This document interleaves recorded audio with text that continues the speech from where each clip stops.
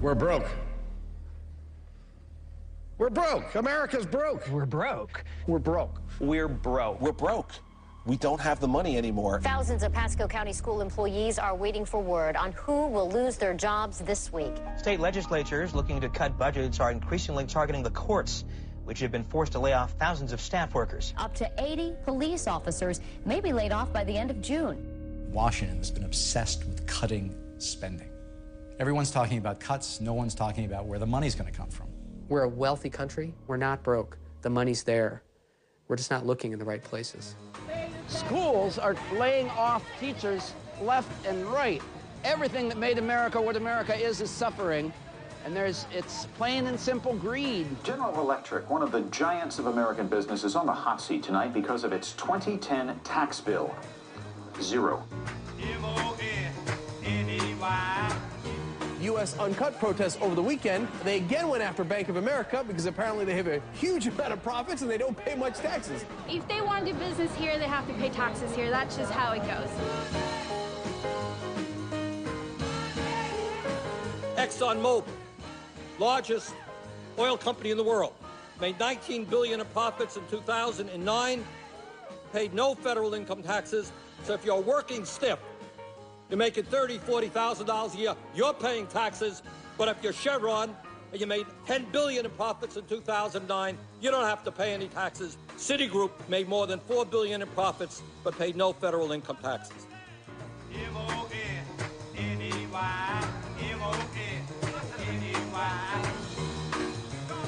If one sector of the U.S. economy is paying less, then either we run larger deficits or others are asked to pay more.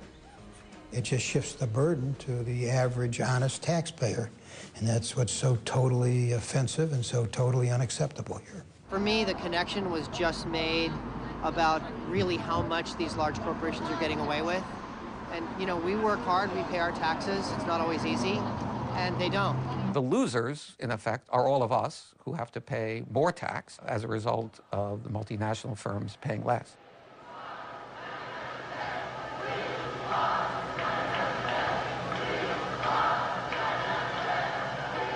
We need to start talking positively about where the money is going to come for critical investments in education, health, infrastructure, and jobs. And that's a conversation we're just beginning to have.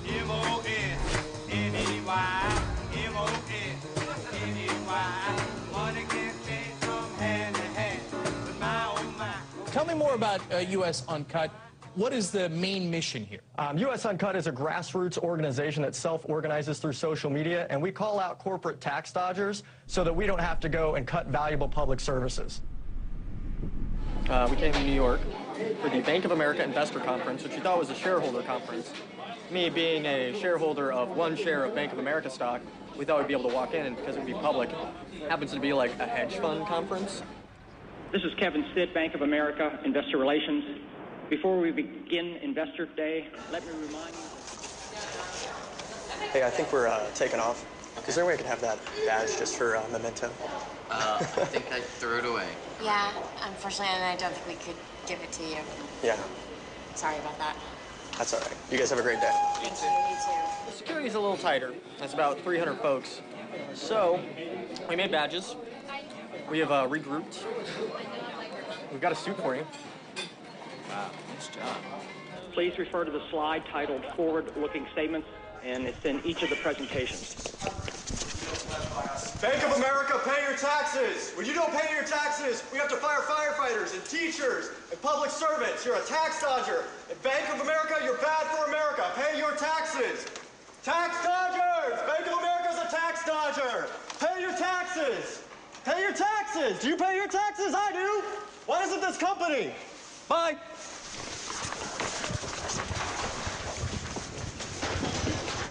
What did you do? Wait, do you see this? This is one of the best moments of my life. My life. Good stuff. I love this man. I love this man. I've known this guy for like 2 hours. This is a movie? No, this is people organizing to get corporations to pay their taxes like the rest of us. What? People organizing to get multinational corporations to pay their taxes. Most corporations don't pay their taxes. Yeah, I know. I just read that on the cover up. Did you see it?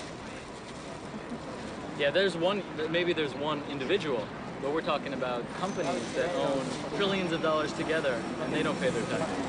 The U.S. corporate tax rate at 35% is one of the highest in the world now. You know, you look at countries in Europe, they are in the kind of high 20s and low 30s.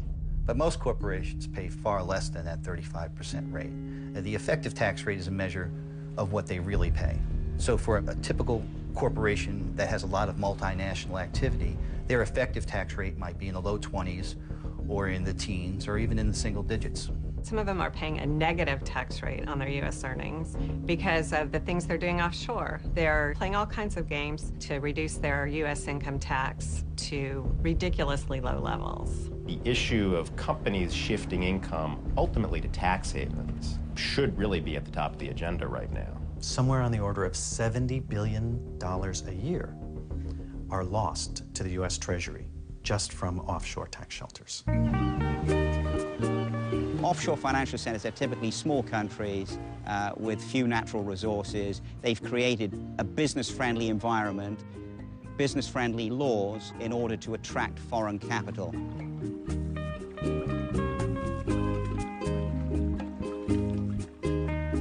There's a belief that the offshore world is somehow the province of shady businessmen and rich folks who set up offshore bank accounts to cheat on their taxes, but largely people who we've never really heard of. And that belief is false. Basically, every major technology company and every major drug maker in the U.S. relies on the offshore world for a very significant portion of its profits.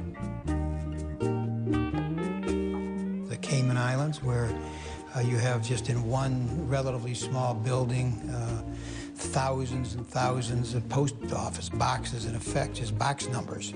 It's called the Ugland House, where companies here claim to have an office, even though there's no economic activity that is going on there.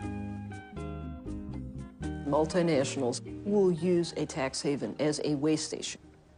That is not a place where they put money like people do. They pass money through there so it doesn't get taxed in the place that they earn the money. The money only passes through in a sort of digital and political sense, but the money itself is onshore. It's in a bank in the United States, but it's booked in these places. They just use the international tax rules to shift profits out of the United States and other high tax countries into low tax countries, and that's called transfer pricing. The whole game in transfer pricing is to allocate as much income as possible to a low-tax country or a tax haven, and as much expenses as possible to a high-tax country like the U.S.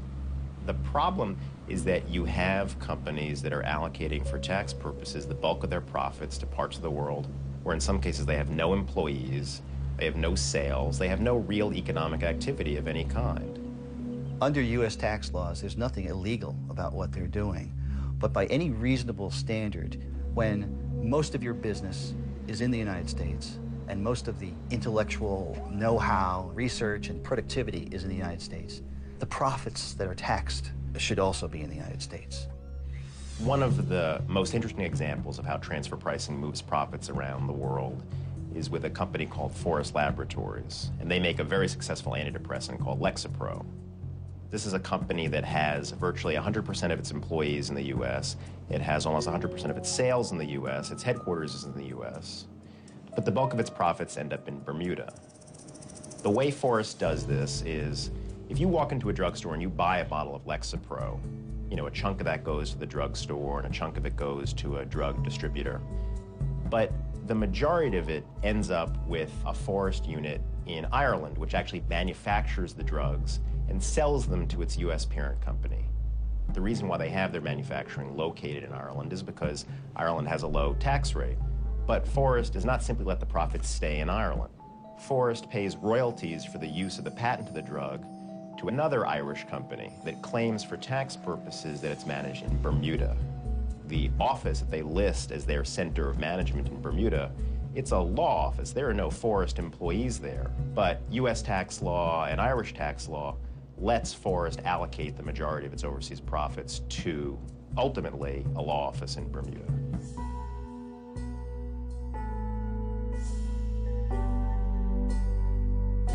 Every major pharmaceutical company is engaged in this practice.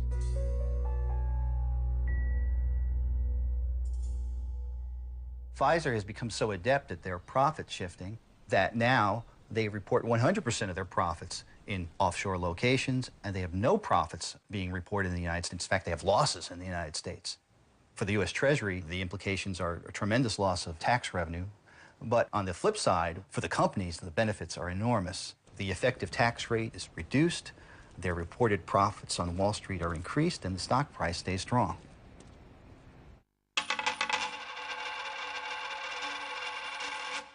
In the 1960s, American corporations were beginning to really expand internationally. Isn't that delicious? We were also engaged in the Vietnam War. And this posed a very serious economic problem for Lyndon Johnson. We were taking too much money out of the country to pay for the war. If the money goes out of the country, your balance of trade numbers go bad, and we had to somehow make the numbers look better.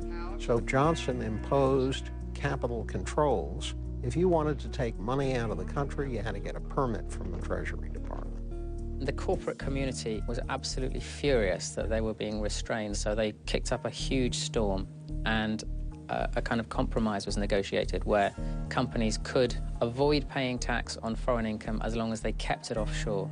American law says you can defer recognition of your active business income.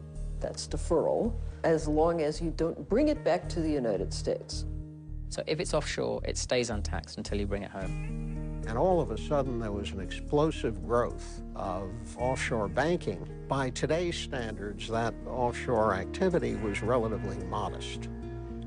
We've come a long way since then.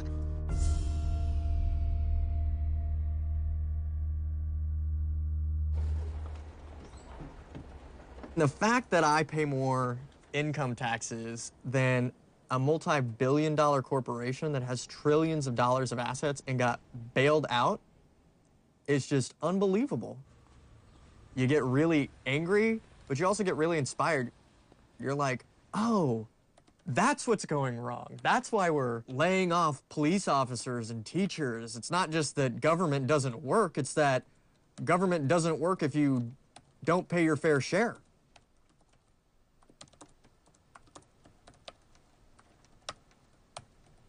The movement is called Uncut and is modeled after a grassroots effort in the United Kingdom that publicizes companies that avoid paying taxes. I read this article about UK Uncut in The Nation magazine, How to Build a Progressive Tea Party. No public sector cuts. Elderly people's homes are being closed. Homeless services are being cut. People in this country are incredibly angry. UK Uncut actions have basically involved people around the country using social media to... I immediately get on Facebook and start a group. I started a Facebook group, webpage, Twitter account. I just intended this for people in Jackson, Mississippi to have a local protest. And then folks all around the country said, I want to do something in my community too. A friend through Facebook posted that there was a national movement called Uncut, and that we had a group of people gathering in Chicago in front of Bank of America, and without a blink of an eye, I said, I'll be there. I heard about it on the radio, and I wrote, in scribbly handwriting while I was driving, usuncut.org.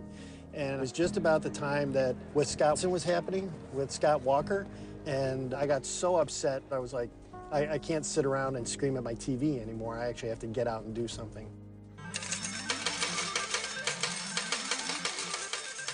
We ask that you limit your oral testimony to no more than 5 minutes. You may proceed, Commissioner.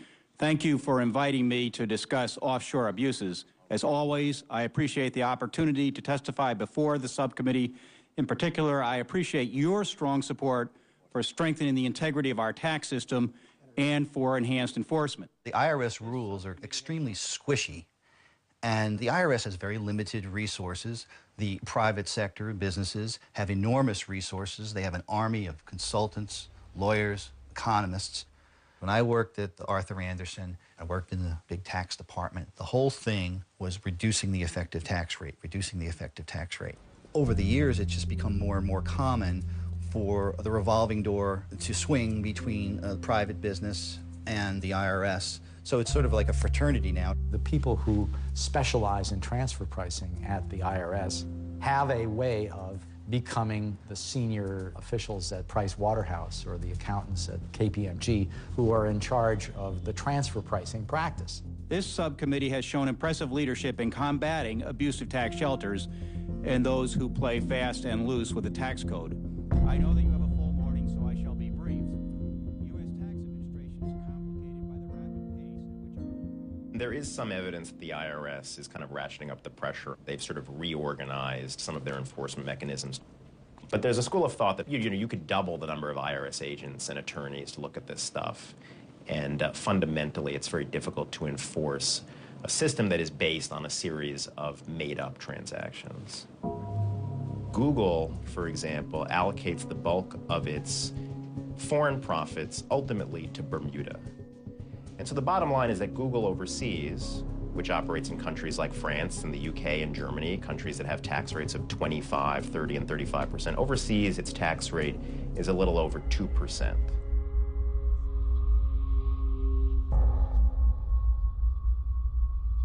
Its low taxes are responsible for almost a quarter of its profits. If you take Bermuda out of the equation, $100 gets knocked off of Google's share price. As we speak, Facebook is setting up an arrangement that will move profits from Ireland into the Cayman Islands.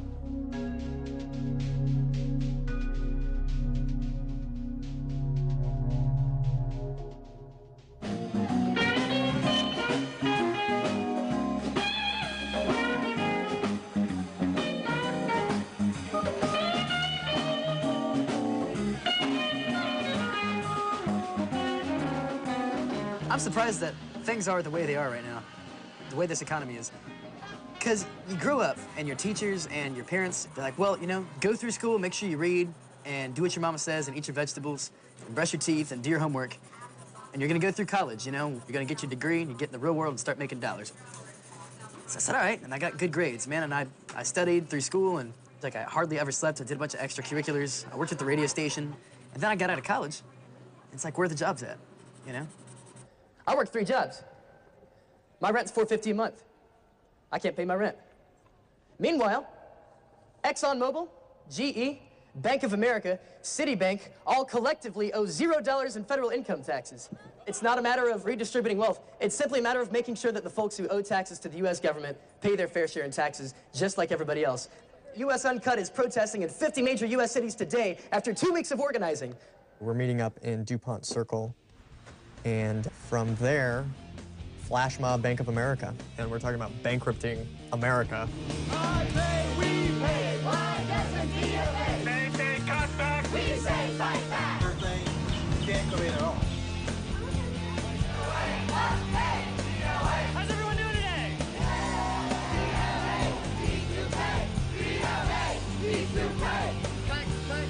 Fight back. Fight back. We began the new century with over 20 million new jobs, the fastest economic growth in more than 30 years, the lowest unemployment rates in 30 years, the lowest poverty rates in 20 years, the lowest African American and Hispanic unemployment rates on record, the first back-to-back surpluses in 42 years, and next month, America will achieve the longest period of economic growth in our entire history. In the year 2000, America had a budget surplus of over $200 billion. By the time I took office, we had a one-year deficit of over $1 trillion and projected deficits of $8 trillion over the next decade. When the deficits were created, the trillion-dollar deficits were created, part of it was from additional government spending. Our war on terror begins with Al-Qaeda, but it does not end there.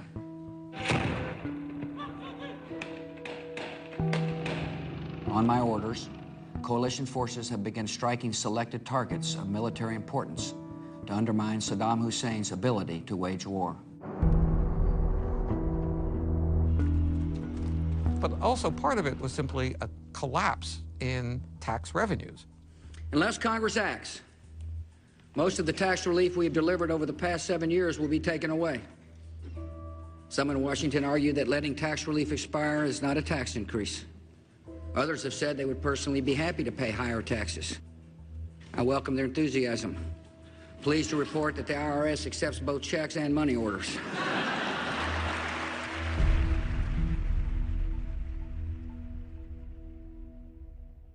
There's a large structural deficit whereby the government of the United States simply spends more than it collects. There are individual programs that can be cut, but when you're looking to save hundreds of billions of dollars a year to close the deficit gap, unless we reimagine the U.S. government providing services at the level of a 15th century government, you're not going to be able to do that on the back of spending alone. I'm pleased that Senator Reid and I and the White House have been able to come to an agreement that will, in fact, cut spending. Republicans had secured the largest spending cuts in the history of the government, $38 billion, nearly two-thirds of the way to the $61 billion they had been fighting for. There's all this revenue out there for the collecting if there was the political will and leadership to do it. When leaders are faced with big deficits, they sometimes have to raise taxes. No. You even approvingly cited a tax increase passed by the Democratic state legislature. Question, doesn't this show that sometimes raising taxes is necessary? No. I don't believe in raising taxes. You would not negotiate on raising taxes? Absolutely not, because it's not the problem. Say you had a deal, a real spending cuts deal, 10 to 1, as Byron said, spending cuts to tax increases. Speaker, you're already shaking your head. But who on this stage would walk away from that deal? When you raise your hand, if you feel so strongly about not raising taxes, you'd walk away on the 10 to 1 deal. 10 for 1. 10 for 1. I mean, and everybody would not go for that. That if was, it was 10 to pathetic. 1. That was pathetic. When they take that attitude, they are really saying, you know, I want to win this primary. They are saying to the country be damned, I want to win this primary.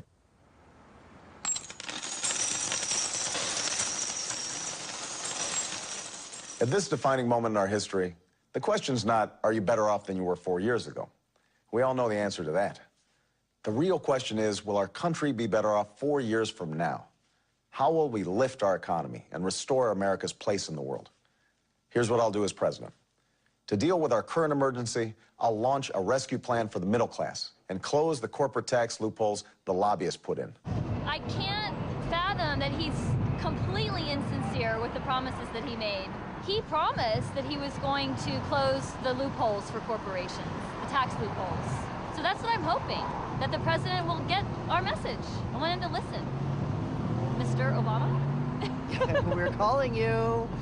What we've done is allowed one group of people, the people who pay corporate taxes, to decide what the rules are by buying politicians or renting them through the campaign process. If you live in Washington, D.C. long enough, you know that the corporate multinationals pretty much own Congress. We give you campaign money, you get yourself elected, you help us hide our money offshore and not pay our taxes. Congress is totally motivated and controlled by money. If you talk to individual members, you'll find that they're sensible folks mostly, and they know what the problems are, and they can say, oh, yes, yes, yes, this is a problem, this is a problem, yes, we must do something about this. And then the next sentence will be, but we can't. Because what? Business doesn't want it. Members of Congress are constantly running for re-election. They depend on corporations, and now the Supreme Court decisions give them rights to give them even more money. The Supreme Court just said in Citizens United that companies have the same rights as people to contribute to campaigns. Breaking news from the Supreme Court, a ruling that appears to open the floodgates for corporations and labor unions to use money from their general treasuries to pay for advertising campaigns. David, I've just come from the courtroom. What the Supreme Court did today is overturn a century of laws and practice in America, taking the restrictions away, saying that corporations can use their vast treasuries to spend money to support or oppose candidates in political campaigns.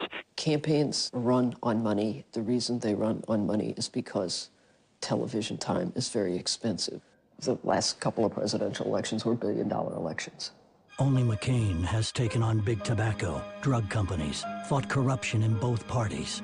choose hope over fear and unity over division, the promise of change over the power of the status quo.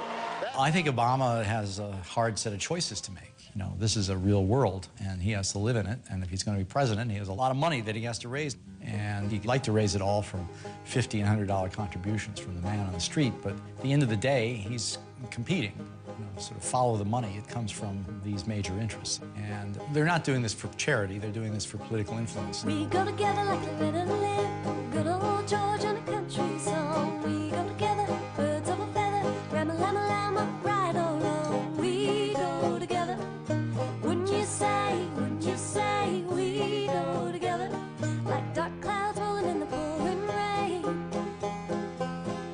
We go together like news and weather, forecast says eternity. We go together, what's so for better, it will be just you and me. We go together. We want an economy that's fueled by what we invent and what we build. Nobody understands this better than Jeff Immelt. President Obama appointed Jeffrey Immelt, the CEO of General Electric, to his council on jobs and competitiveness. He understands what it takes for America to compete in the global economy. This business was one of the few businesses in the world, Mr. President, that had positive earnings every year during the crisis.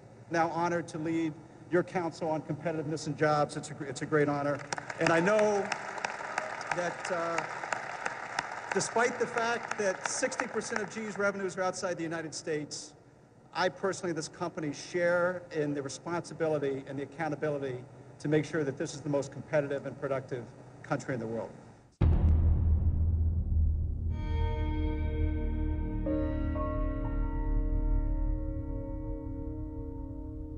CEO Jeff Immelt defended his company before the Economic Club in Washington, arguing the company has done nothing wrong. Like any American, we do like to keep our tax rate low. But we do it in a compliant way, and there are no exceptions. All right, I'm going to pay millions of dollars to the federal government this year. Millions, okay? And GE pays nothing. Tell me.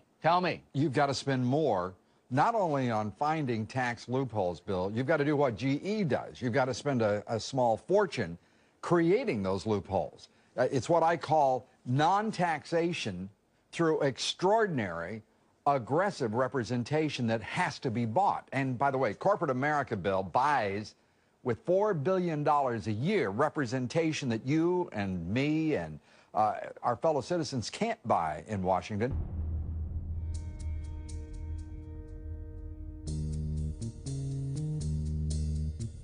The scale of this activity has exploded in the last decade. So there's just an enormous increase in the number of folks in Washington whose sole mission is to influence congressional outcomes. You know, the genius about offshoring is you don't have to convince the American public of anything.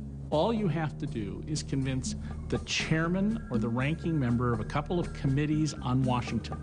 And that's what these campaign contributions are, all the trips on corporate jets, the golf outings, the jobs when you leave, like Senator Phil Gramm, who left the Senate Banking Committee and becomes a vice chairman of the big Swiss bank UBS. You know, we'll take care of you while you're in office, and we'll really take care of you after you get out of office. I want to read this out real quick, y'all, real quick. According to a bogus press release sent out early Wednesday, General Electric CEO Jeffrey Immelt was purported to have informed the White House the company would be gifting a $3.2 billion federal tax refund to Uncle Sam on April 18th, tax day, in a bid to secure its position as a leader in corporate social responsibility. It has the look of an official corporate release, the logo at the top, the almost perfect-looking website URL, and a top heading, GE promising to donate a $3.2 billion tax refund to help offset cuts and save American jobs. The Associated Press wrote an article based on the release that was picked up by several websites. Only thing, it's completely phony. The guys behind the prank, they call themselves U.S. Uncut. Activists Andrew Boyd and Justin Wheatus, who work with the grassroots group The Yes Men. I pay my taxes, why doesn't GE? That's where the impulse came to do this prank. Well, we call this creative activism. It doesn't just come from us. We you know, every man in the street feels this sort of in their gut, that there's something very wrong here. You get one of these yet? I can't grab anything. Oh, sorry. I'll take one. My grandfather worked at the post office, and my grandmother didn't work. She had 7 kids, and they did fine. They were middle class in like a regular suburb and did well. The point is, under today's conditions, it's not just inflation, it's what's happened with globalization and what companies have achieved to make the ultimate profit with the result of just like the decimation of the middle class completely. So you can't just have a house and do what my grandfather did. The wages aren't the same, the benefits aren't the same. We were actually planning on staging a homeless shelter inside a bank to protest against cuts that are being made to homeless aid. And so we walk 10 feet and there's people sleeping in a bank. So we didn't have to do much.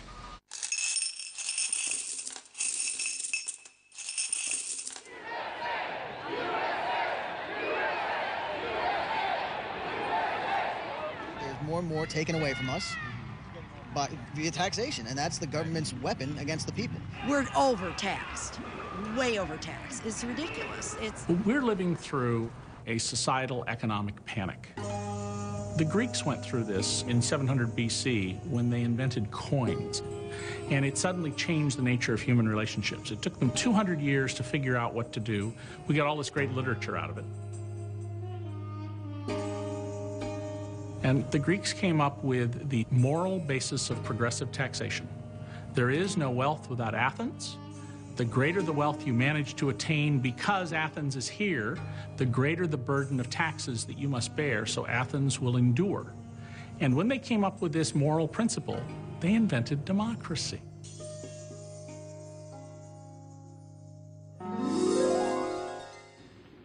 Don't look now, young man, but somebody has his hand in your pocket. It's the hand of big government. It's taking away about 4 months' pay from what your daddy earns every year, $1 out of every 3 in his paycheck. And it's taking the security out of your grandmother's Social Security. We're really coming to terms with this morning in America free lunch kind of philosophy that said, you know, you don't have to pay taxes, and taxes are not your civic responsibility. They're just the government taking your money. It is time to reawaken this industrial giant, to get government back within its means, and to lighten our punitive tax burden. And these will be our first priorities, and on these principles there will be no compromise. The main point here is the disconnect. Reagan convinced middle-class people that they could have their cake and eat it. They could pay no taxes and still get public services. Since 1981, the taxes as a share of national income has fallen by 25%. We've already run this experiment with tax cuts, and it hasn't paid off. We're seeing valuable investments in infrastructure, highways and bridges, and programs that people need to be competitive have been slashed to the bone. Everything that government does costs money. If the government can't collect taxes from its corporations and its citizens, it can't fund schools, it can't provide for military or police. A couple's home just burned to the ground while firefighters stood there and watched.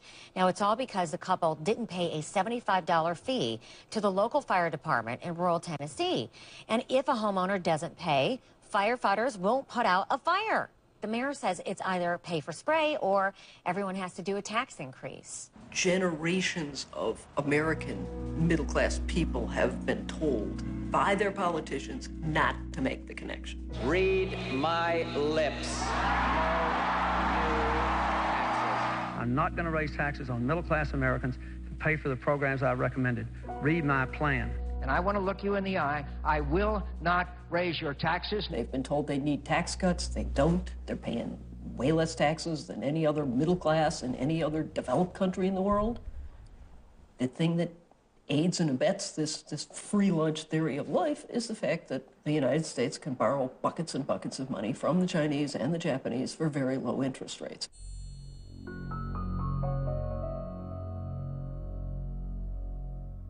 And people basically send us money in envelopes, free, you know.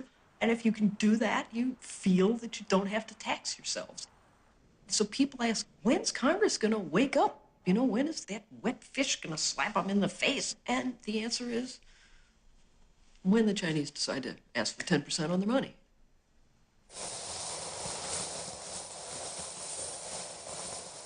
Let's bring home the $1.4 trillion in foreign earnings that's trapped overseas in countries where U.S.-based multinational companies do business. What the system does is it makes it very easy for you to earn income in other countries and not pay much tax on it. But you have to leave it deferred. You have to leave it booked in those other places. You can't spend it in the United States. You can't use it in the United States without paying residual tax on it. We have about $1.2 billion overseas. Like other global companies, we favor repatriation of our foreign cash back to the United States where it can do some good. I badly want to bring that money back. How much does your company have overseas that could be brought back? Almost $40 billion. The firms are victims of their own success, but success not in their business activities abroad, but in their tax planning abroad. And they now want Congress to reward them by giving them a further bonus in the form of tax-free repatriation of all that money so that they can redistribute that to their shareholders and managers. Now, what's going to make Congress move on this? Well, this is an effective way to create jobs. Well, bingo, that Congress, of course, wants to create jobs. What will happen when these companies bring back the cash? Well, you know, unlike a lot of other arguments in the field of tax policy, we actually have a natural experiment that we conducted. In 2004, the Bush administration and Congress passed a one-year tax amnesty on foreign cash that U.S. multinationals had abroad. And instead of paying the regular 35% tax, if you brought your profits back to America, you only paid a 5% tax. And this was promoted as jobs creating. Well, 1/3 of the benefit, $11 billion of money back to the U.S. virtually tax-free, was by Pfizer, the big drug company. And what did they do the minute they got the money back home? They fired thousands and thousands of workers, and they used the money to buy back their own stock, which drives up the price of the stock, which makes the options owned by the executives more valuable. In 2004, we had something similar. It did not stimulate the economy in any meaningful way. Investors will be watching Merck a day after the drug giant announced 7,000 job cuts and some plant closings to save money. Ford's board is now considering a drastic restructuring plan that would close at least 10 plants in North America and eliminate between 25 and 30,000 hourly jobs over the next 5 years. Words, the adjectives are being used are massive and very large. This would be the second time in a year that Citigroup laid off people. Remember, earlier in the year, I think they cut 5% of the 320,000 workforce. That was about 17,000 people. Now GE and a lot of other multinationals are promising to create jobs again, and we just know that's not going to happen. Clearly what's going on is they figured out that we can play this game of repatriation every 5 years and get 5% corporate taxes as far as the eye can see. So we're going to an Apple retail store, Apple Computer. They are supporting the Win America campaign, which is an effort to bring back a whole bunch of money that they have stored in foreign tax havens, and to bring that money back and only pay 5% in taxes instead of 35% in taxes. The new wave of protests in Madison hit the Apple store in Westtown Mall Saturday. $1 trillion can be brought back into the United States at only 5% tax rate, but it should be 35%. When protesters entered the store at Westtown, they first set all the computers to their website, then started passing out flyers.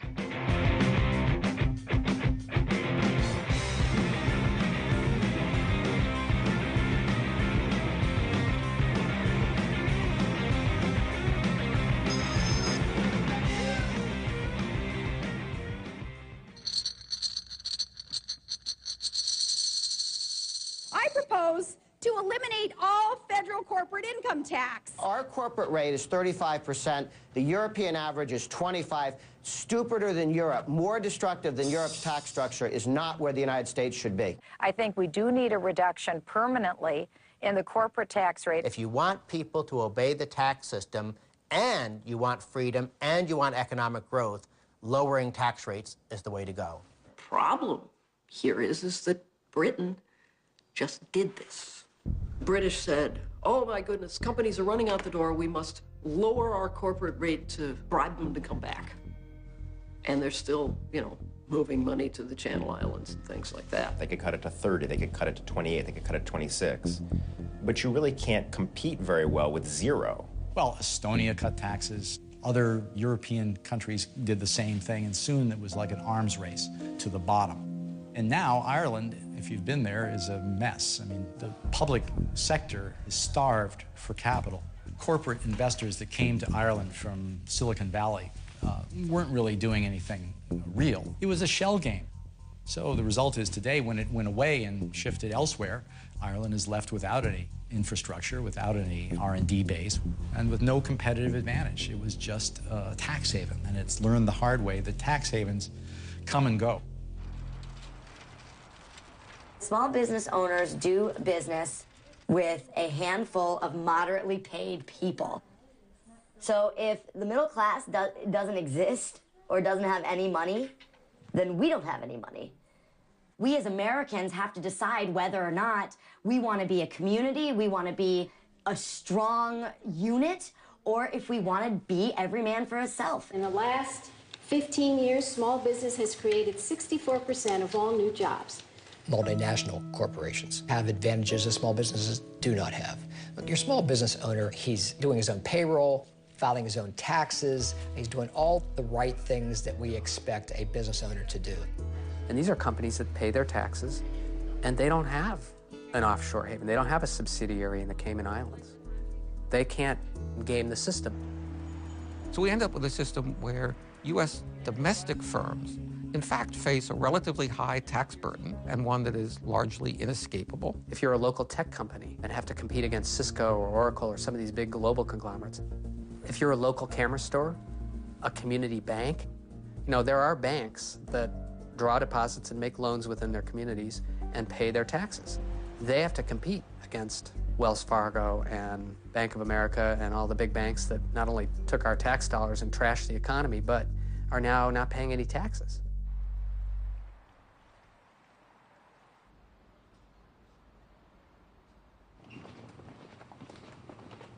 We started our company back in 1980, and most of the people here have been working with us over 20 years.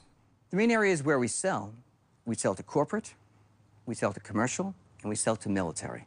We draw from these inventories that we have around the world. For a C-130 part, we were quoting the U.S. government $1,000. Where Lockheed, we found out after, was quoting $8,000 for a quantity of 8 each. They were awarded the contract, and we weren't. $8,000 versus $64,000.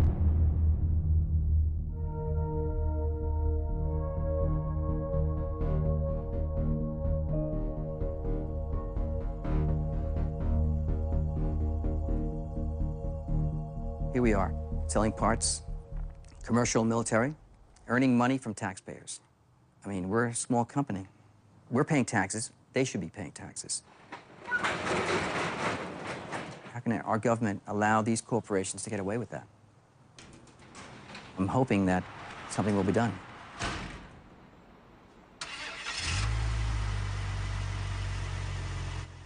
It's not easy being a small business right now. It's really stressful. The most productive sector of the economy for generating jobs has indeed been the private sector, but it's been small business, intermediate business. We need to think about the tax burdens on that segment specifically. We need, in effect, revenue-neutral corporate tax reform, where U.S. multinationals are asked to pay more and domestic production is burdened by a lower corporate rate that will lead to more jobs in the United States, that will lead to a better balanced economy. Multinational companies, simply from the size, they have some advantage over small businesses, but when they also shed their taxes by hiding their profits overseas, it again enables them to reduce the cost of their goods and services. So if we do have a race to the bottom on all costs, then only the multinationals will be left standing. Small businesses will be out of business. And I don't think the American public wants that. Because we truly will only have one type of society out there. We'll have a society that is working for minimum wage. You won't be able to pull yourself up by the bootstraps anymore because you won't be able to compete with the multinational corporations. The way the economy's affected my clients is they're more afraid than ever to spend money to do things. It's the Walmarting of everything in America. It's a race to the bottom. Can you make it cheaper? There's no respect for quality work anymore. This is a skill that, you know, when I pass will go with me. And the way the economy is with construction, this is something that I wouldn't want to pass on to my son or my daughter. You know, you can't make a decent living doing it anymore. That's why I protest, is because I'm more fearful for what the opportunities are going to be for them in their life. Don't blame the companies. Companies have a fiduciary responsibility to their shareholders to legally maximize the after-tax rate of return. And I think that's great. Multinational corporations always come back with the same argument, that this stuff is legal, they're responding to the wishes of the shareholders, and they should do it as much as they can. But what's legal is not necessarily what's right. Apartheid in South Africa was legal in its day. Slavery was legal in its day. In a very strict legal sense, you could argue that corporations are only responsible to their shareholders. But in the broader sense, they're stakeholders in America. They use our society, they use our labor force, they use our infrastructure. America allows them to earn all these profits. Don't they have to pay something back to the system? Isn't it really their civic duty, like any citizen, to pay their fair share of taxes? They're benefiting from all the same governmental services that we're paying for. The military, protection, the court system that they use all the time. And when they're not paying taxes, every person in this country has to pay more money to subsidize the multinational corporations. You know, I've spent the last 10 years giving hundreds of talks about taxes, and most people feel I can't do anything. Well, that's not a good thing to hear. This country got rid of slavery. Women got the right to vote. I have magazine clippings from more than a century ago where various ministers said the efforts to get child labor laws were the work of the devil. It's God's plan that these children should work in these factories. Well, we finally got child labor laws. We only make progress when people demand it. Frederick Douglass said, power concedes nothing. They need to have forces arrayed against them who are saying, no, we need to have a set of rules that are fair and reasonable for everyone, because those are the rules that will produce the greatest economic growth for all of us and the greatest social stability. I believe that we need to increase taxation on wealthier individuals and on corporations in the United States. I believe that our budget deficits would disappear very quickly. I think that combined with a little less adventurousness in our foreign policy. If we're going to support by far the largest military in the world, accounting for 43% of all defense spending in the world, if we're going to provide a minimal level of social services like Social Security and Medicare, it is inevitably the case that we're going to have significant taxes. Sooner or later, and you don't have to be a flaming liberal to believe this, we're going to need tax increases. And where are those tax increases going to come from? Well, you would think the first place Congress would look are where there are loopholes and abusive situations. Normally, I would say to you, with the lobbying power of corporate America, these laws would never be subject to change. But we are not in normal times. I'd rather pay less tax than more tax. But I'd also prefer to live in a country that doesn't go bankrupt. And at the moment, because we live with the myth that we are a high-tax country, because we live with the myth that the government is our enemy, we are setting ourselves up for unsustainable budget deficits that will lead ultimately to a financial, economic calamity of a magnitude completely unappreciated by the average American. These are not the sort of images a failing country that depends on the tourist trade wants the world to see. But this is what the center of Athens looked like again today. Raging battles flowing back and forth through the capital's main square. Thousands of angry Britons protested in London against planned austerity measures. The government maintained that its spending cuts are designed to boost the economy.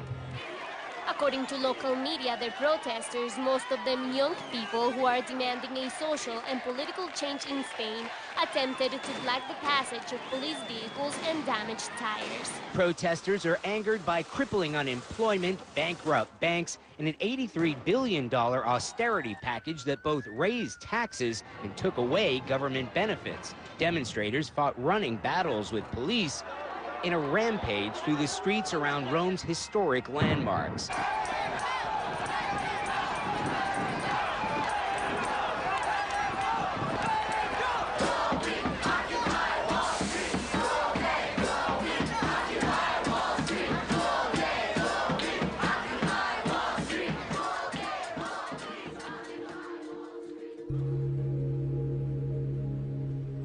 I think everybody wants to believe that the movement that comes along, the message you put out, is going to make the difference. You know, that's going to be the one thing. It's going to be the one that lights the fire. And I don't think that's what changes things. I think what changes things is the cacophony of all those movements, of all those different people.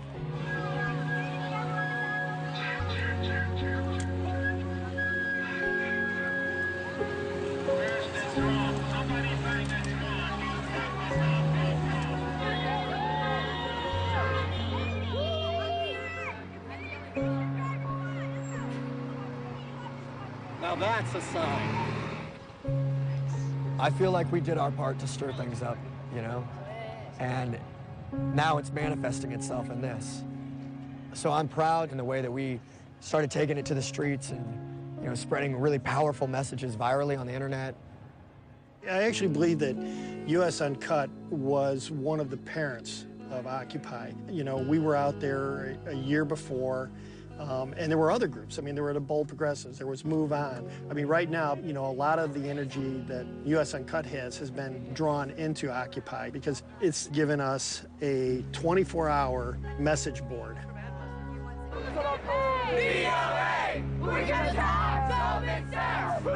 I think they've already achieved changing the debate. They've addressed issues that no party is addressing. I mean, it's for the first time in 60 years, we're actually talking about economic inequality. And that issue is now on the surface. We were the first people here. Look at this. Me and Mark were the first people here. I swear to God. I mean, Americans know in their heart that this is unfair. People say, well, you know, what, you can't do anything about it. I disagree. I think it's already been proven with the work we've done over the last year that you don't have to accept it. It doesn't have to be the way things are. We want our country back, and we're going to do it. Occupy Wall Street has started a movement that we are all part of around the world. And together, we will win. Together, we will win. Show it out, brothers and sisters. Hey, we will win. Hey, say it. Shout it. Tell Wall Street. Wall Street. Shout it back.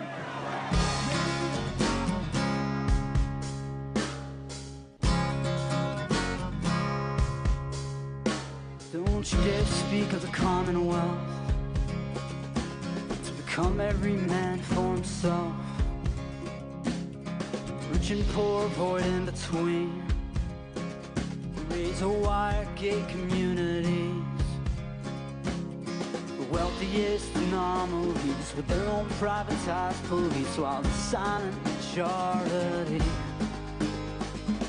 will say it's for the best, obey the corporate American dream.